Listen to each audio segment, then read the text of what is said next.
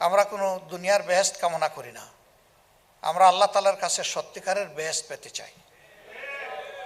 সুতরাং আমরা বিশ্বাস করি মৌত যদি আমাকে ঝাপটে ধরে, আল্লাহর যদি ফয়সালা হয়ে যায়, কোনো দেশ কোনো শক্তি আমাদেরকে রক্ষা করতে পারবে না। আর যদি আল্লাহ তাআলার প্রোটেকশন থাকে, হেফাজত থাকে, কোনো দেশ ব্যক্তি শক্তি আমাদের কোনো ক্ষতিও করতে পারবে না। এই বিশ্বাস, এই বুদের জায়গা থেকে আমরা 15.5 বছর বাংলাদেশের মাটি কামড়ে এখানে পড়েছিলাম, আর দেশ ছাড়িনি আমরা। আমাকে পার্সোনালি, আমার বন্ধু বান্ধব, সমবেতী, শুভাকাঙ্ক্ষী অনেকেই বলেছেন কৌশলের অংশ হিসাবে আপনি চলে আসেন, এখান থেকেও আপনি সাহায্য করতে পারবেন, নেতৃত্ব দিতে পারবেন। আমি বলেছি একটা নামাজের জামাত শুরু হয়েছে, লোকেরা সেজদায়, আর আমি মেহরাবের জানালা দিয়ে পালিয়ে যাব, আমি সেই লোক নই।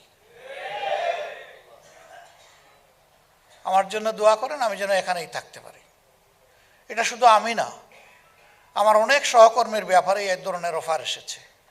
কোনো কোনো দেশ আমাদেরকে বলেছে আপনারা আসুন, আমরা আপনাদেরকে বুক পেতে নেব এবং আপনাদের নিরাপত্তা আমরা দেব। আমরা বলেছি আপনাদের বুকের বিছানায় জায়গা চাই, কিন্তু নিরাপত্তা আল্লাহ তাআলার কাছে চাই। আমরা কথা দিচ্ছি, জানি না আল্লাহ তাআলার ফয়সালা কি হবে। আগামীর একটি দুর্নীতিমুক্ত মানবিক বাংলাদেশ গড়ার ক্ষেত্রে আল্লাহ যদি আমাদেরকে কবুল করেন, তাহলে সরকারের দায়িত্ব যদি আমাদের উপর আসে, আল্লাহ ভালো জানেন, এটা আল্লাহর ফয়সালার বিষয়, আল্লাহ তাআলার ফয়সালা এবং মানুষের ভালোবাসা, সমর্থন।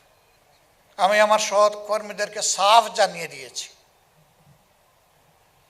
আগামীর রাজনীতিতে বাংলাদেশ জামাতে ইসলামের দায়িত্ব হবে নিজের বাবার সম্পত্তি এবং নিজের সম্পত্তি থেকে জনগণের জন্য খরচ করা।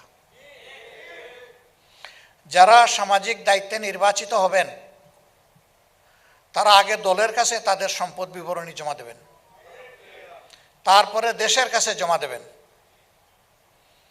প্রতি বছর এই বিবরণী দিবেন, আমরা যাচাই বাছাই করে দেখব আপনার হালত কি দাঁড়িয়েছে।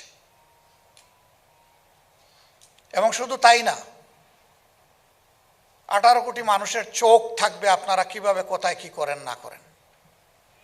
আর আল্লাহ তাআলার ফেরেশতাদের চোখ থাকবে নির্ভুল চোখ। সেইটা নিয়ে আগামীর দুর্নীতিমুক্ত বাংলাদেশ আমরা গঠন করার অঙ্গীকার ব্যক্ত করেছি।